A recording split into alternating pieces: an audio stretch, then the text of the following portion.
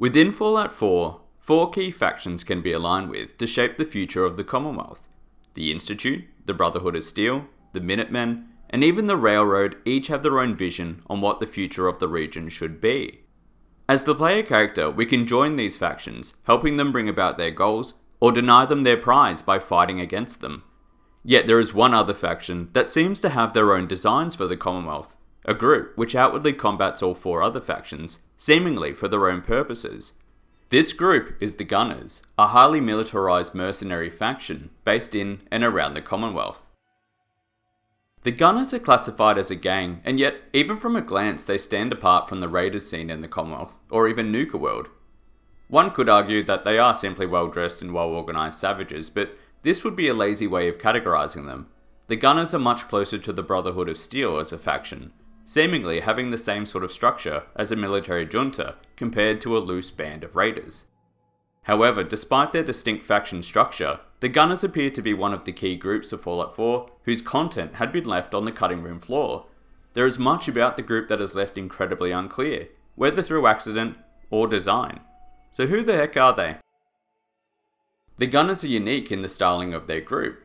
Their members are given rankings similar to the United States military, with many of the troops faced in battle listed as a conscript, a private, a sergeant, lieutenant, etc. They outfit themselves in military-style gear and operate under a strict chain of command. The force in the Commonwealth are led by Captain West, found in the Gunners Plaza. Yet, even he appears to be outranked by an unseen Colonel Cypress, who seemingly is directing their forces from outside the Commonwealth. Unlike raiders who are out for themselves in battle, Gunners are adept at small unit tactics and coordinating assaults on their opponents. They have their blood type tattooed onto the side of their forehead in order to allow their medics the best chance at keeping them alive. They are outfitted with sophisticated weaponry and tech, with the highest ranking officers commonly seen possessing plasma rifles. They have even been seen to possess vertibirds, or at least have the know-how to steal and fly them. Their strongholds are typically well constructed and defended, typically making use of pre-existing fortifications such as old highways, or, in the case of Gunners Plaza, which formerly was Galaxy News Network. When encountered out in the wild, they typically occupy or search a location that possesses strategic or material gain for them. However, the main way that Gunners differ from raider gangs is that they're not driven to fight purely out of cruelty or malice. As a mercenary company, the group is driven by material gain, rather than outright evil.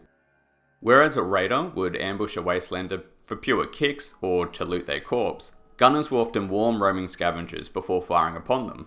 This is able to be seen when approaching mass fusion. Gunner sentries will warn you that the area is off limits and to move along. They only choose to open fire if their orders are ignored, or if you're deemed a threat by them. Gunners can even be seen exacting tolls on the player, and will only open fire if the player does not pay. Even when fighting Gunners, many will shout that they hope someone had placed a bounty on you, deeming that combat is typically only undertaken in self-defense or when completing a contract. Despite their fearsome reputation, the largest client base for the Gunners are seemingly Commonwealth residents. Caravan guards can be seen employing Gunners to protect their trade routes. A force is recruited to steal a Deathclaw egg on behalf of Wellingham, and the Cabot family employ a contingent to guard their mental asylum. Although they have the ability to work alongside the residents of the Commonwealth, they are obviously fine with taking what they want with brute force, if necessary. The Minutemen were nearly destroyed by the Gunner assault on Quincy, who seemingly occupied the town not for an employer, but for their own personal gain. The mercenaries can also be seen assaulting the Atom Cats for the purpose of requisitioning their power armor. This would indicate Raider-esque behaviour, but I do still feel it's more in line with the Gunner philosophy. Winlock and Barnes state that they don't want to kill McReady in order to not start a war with Goodneighbour, claiming that they know how to respect boundaries. I feel this is more the case that a conflict with the second largest settlement would be devastating for the Gunners and yield more losses than gains. Meanwhile, pillaging the Atom Cats in Quincy is a relatively low-risk, high-reward operation. Gunners, while being ruthless, are motivated less by outright control and power, but monetary reward. As McCready states, for the Gunners, it's always about the bottom line. One of the common complaints of Fallout 4 is how the player is unable to undertake an evil or less benevolent path, similar to Fallout 3 and Fallout New Vegas. The sole survivor is able to join the Nuka World Raider gangs to carve a path in the Commonwealth, but Even then, our actions are largely just claiming an area and telling the settlers they need to pay tribute. As weird as this will sound, one of the main things Fallout 4 lacks is the ability to commit atrocities, like blowing up Megaton in Fallout 3, or subjugating the Mojave under Caesar's Legion in New Vegas. The Gunners would have been the perfect group to enable the player to pursue an evil path in the game, while still being able to partake in the story missions as well. The Gunners, although having a notorious reputation, are able to enter settlements such as Diamond City and Good Neighbor freely. Commonwealth residents make use of their services to take contracts or missions, no matter how unscrupulous, as long as the pay is good. It would essentially allow for the Radiant quest giving, similar to the Minutemen or Brotherhood, where Wastelanders ask you to take care of local wildlife, raider gangs, or even innocents that the employer wanted to have eliminated. It would allow the player to interact with the Commonwealth residents while still role-playing as a horrible human being. That was always the strangest part of being overboss in Nuka World. You're legitimately the king of raiders, a monster who seeks to claim the Commonwealth for your pack of ne'er-do-wells. Yet, you're not barred from any settlement. Preston whinges at you, but you're still technically General of the Minutemen. There's no punishment or change in behaviour for your actions. People will still speak to you as if they're your best mate. The Gunners could have been a fifth force for determining the future of the Commonwealth. I pictured this in the same vein as the wildcard ending for New Vegas, an ending available if you pissed off every other major faction.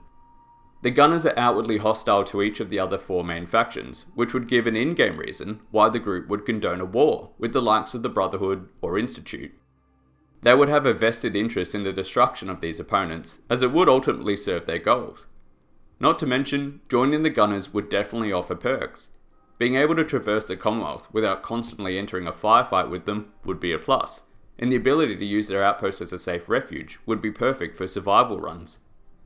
Not to mention, the fact that they have access to vertibirds would allow a canon, in-game reason for signal grenades to be made accessible to the player.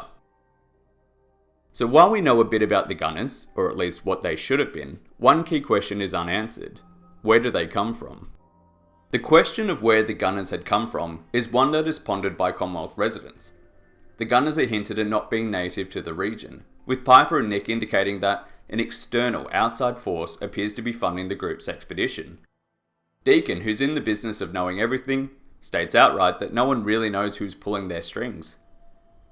The group obviously must have come from somewhere, and most notably must have had run-ins with the Brotherhood of Steel in the past.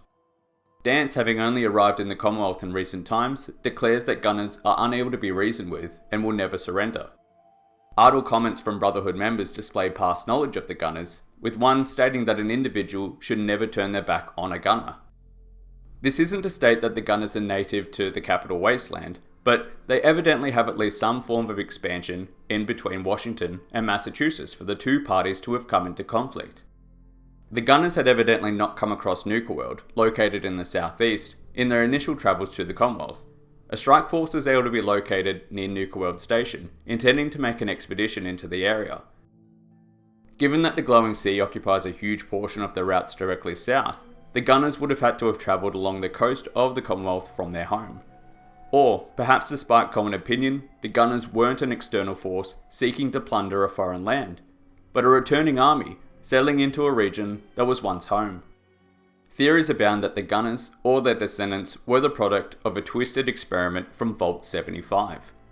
Vault-Tec was commissioned by the US military to experiment on and train children to become battle-ready super soldiers who would obey orders without question or second thoughts. From ages 15 and younger, children were made to undertake grueling drills and obstacles to shape them into a trained army. Those intelligent enough were recruited by Vault-Tec to continue the experiment.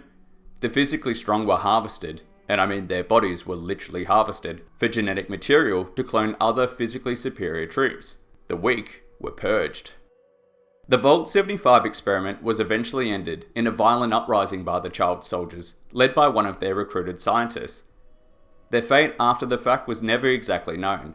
However, what did happen was a literal army of brainwashed children led an exodus out of the Vault into the world. A group that knew only strength and cunning would allow them to obtain what they needed. The experiment to create a standing military force of soldiers may have actually been a success, just not in the way the scientists may have originally intended.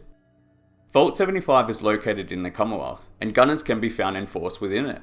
Now, this could just be standing operating procedure to locate a defensible position to plunder for supplies and technology. Gunners can be found in other vaults, however, it's interesting that they occupy this one. Vault 75 honestly does not hold that much value within it. Regardless, this is pure speculation. Many players have theorized that there simply was just not that much thought put into the gunners, or their core content was left out of the base game by the designers themselves. The group is there to fill the same role as the Talon Company, another evil, well-armed faction with little backstory who seem to be able to hold their own against multitude of other warring factions. If there was much more to be done with them, it probably would have been expanded on within one of the DLCs. Regardless, I hope you've enjoyed this video theorizing the who, what, why, where, and when of the gunners in Fallout 4. Thank you for watching, and I'll see you next time.